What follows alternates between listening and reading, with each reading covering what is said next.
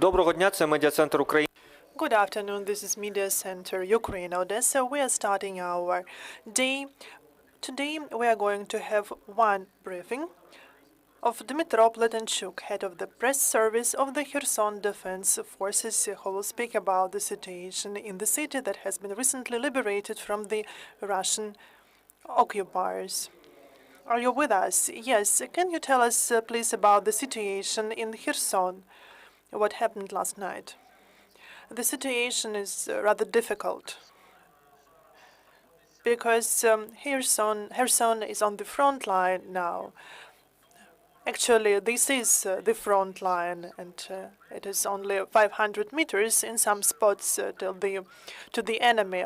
This is the distance between the right and the left bank, and the Russian troops can reach us with the simple guns. They also use all the time artillery. They have the multiple launch missile systems, Red BM-21, 152 caliber, and other weapons. The situation is rather difficult. But the city manages to live in its pace, and people actually they leave the city. And yesterday, Yaroslav Yanushevich, the head of the administration, mentioned the number of 70,000 people who are still in Kherson. These are people who cannot leave the city due to some reasons. If we speak about the casualties, these are mainly elderly people. Thank you. The possible evacuation from the left bank of the Dnipro river was announced. Did it take place? I would like to clarify this. No evacuation has ever been announced. No evacuation from the left bank. On the left bank, there are summer cottages.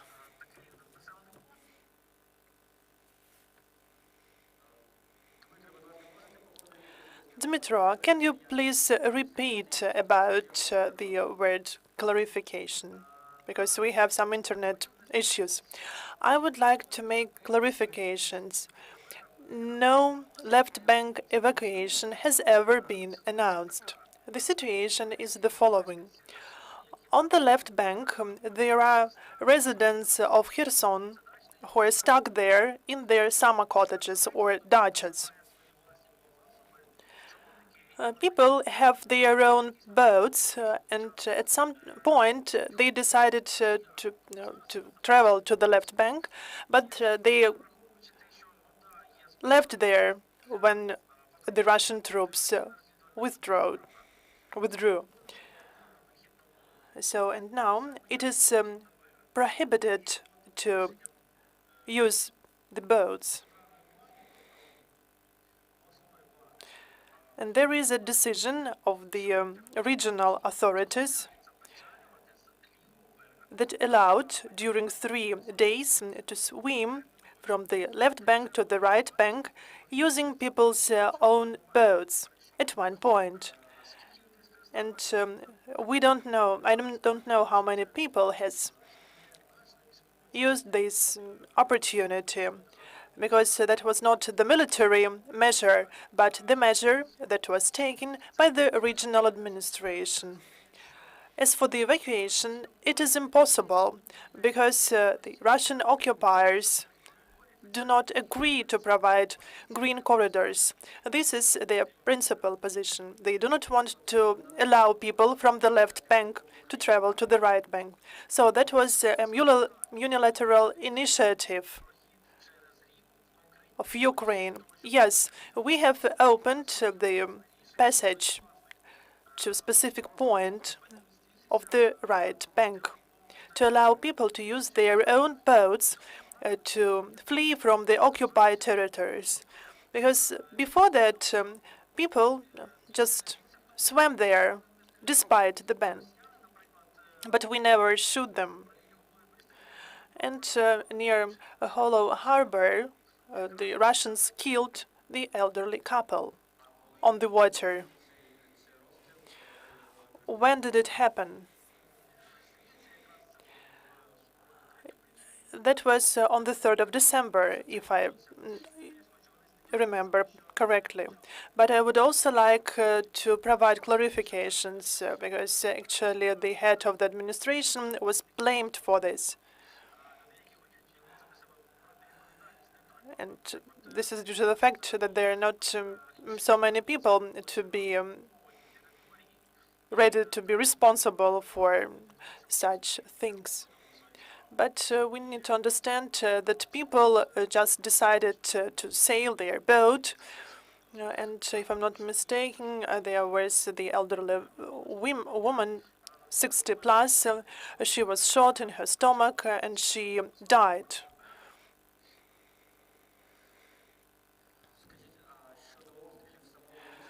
What about the shellings of the city and the settlements which are the part of the city, including Chernobyevka, which is quite close to the city? What happened the last night and the night before the last night? Are there casualties? Yes, all these villages, all these settlements around the city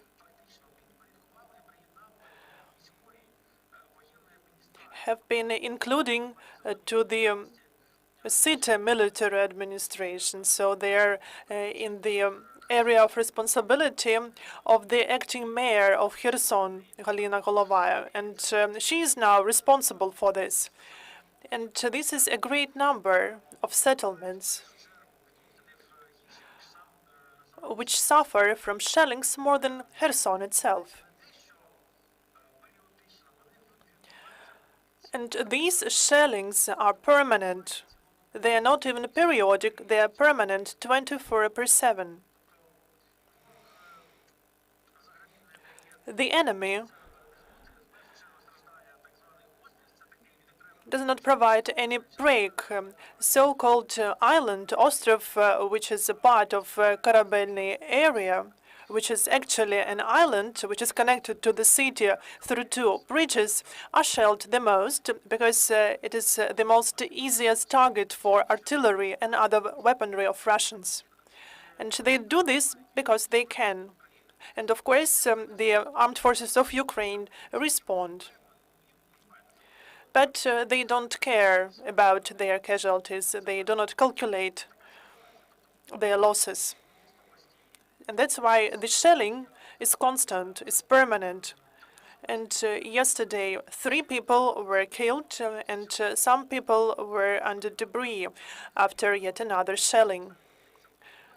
And there were 2 killed persons in one district, and in another, a person was killed by Gret. Michael Vasura, Newsweek. Tell us, please, what is the situation in the city with regard to power, water supply, sewerage, connections? How does the situation influence the locals and the activities of the armed forces of Ukraine on the territory of Kherson? I should say that this has insignificant impact on the armed forces of Ukraine because the military is rather autonomous in terms of supplies. And I think that autonomous is the best word to describe our situation. We are independent from the local systems, from the centralized system, so it does not impact us.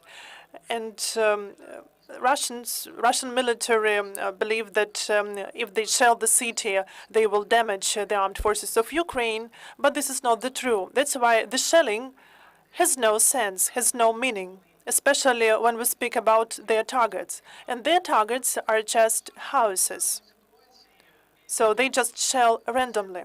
As for the humanitarian situation in the city, the life-supporting systems, we should say that during the first month of the occupation of Kherson, the power supply system was restored, because when the Russian troops were withdrawing, they damaged the system. The same is for heating.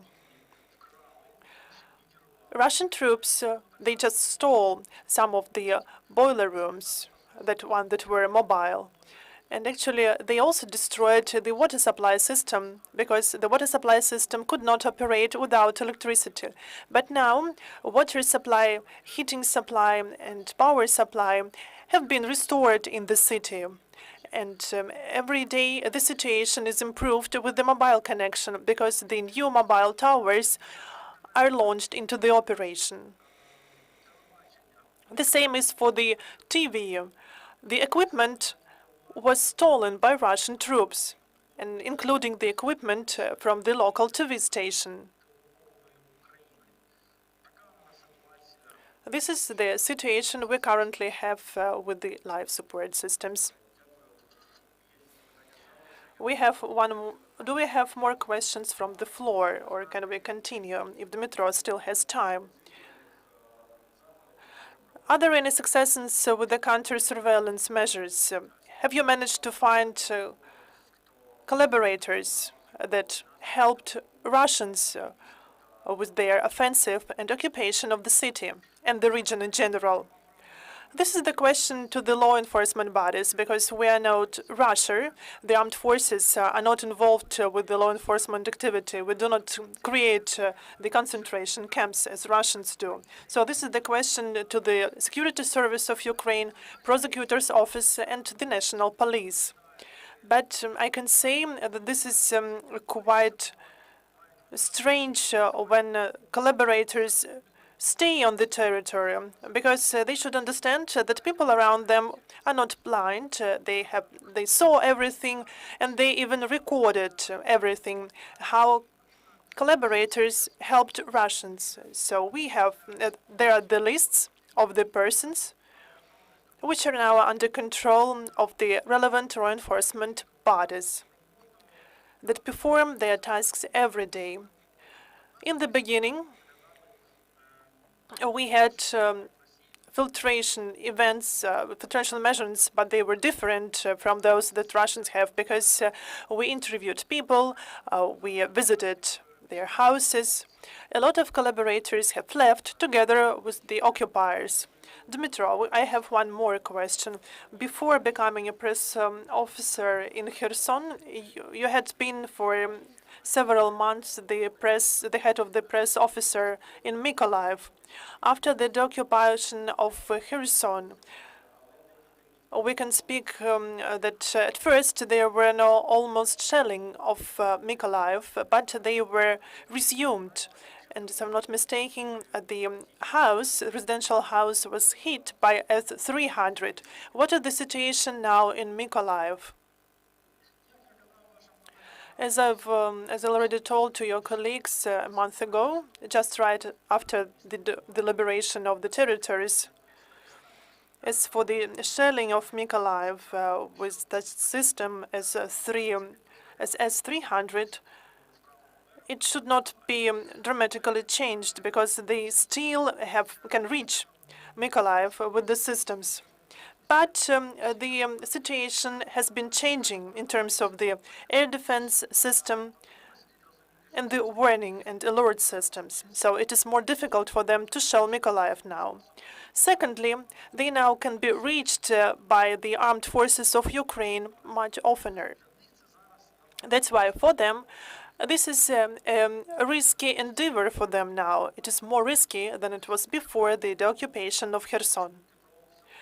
So if you hear about shelling in Mykolaiv, you should understand that Russians, they used the measures that they have, because it is very risky for them now. Is it risky because their systems can be damaged, and it is more difficult because it's easier to trace their missiles than before? Am I right in understanding? Because when we move the front line, the line of different types of surveillance is also moved. That's why we receive more information about the whereabouts of their systems. And that's why has become more risky for them. And I expected that they would try to shell Mykolaiv once more. And actually, you know about 3 missiles. And actually, you know that they wanted to use 4 missiles, but the fourth one was unsuccessful because it is old. Because now they used missiles and rockets that were produced in the 1970s and 1980s. So they use now older equipment than it was before. And yes, this is risky for them because they are now closer to the front line. Thank you for finding time to join us today. Thank you for your answers, and we hope that we will be able to talk to you again in several days to learn more about the liberated Kherson and Kherson region. Have a nice day and take care. Thank you.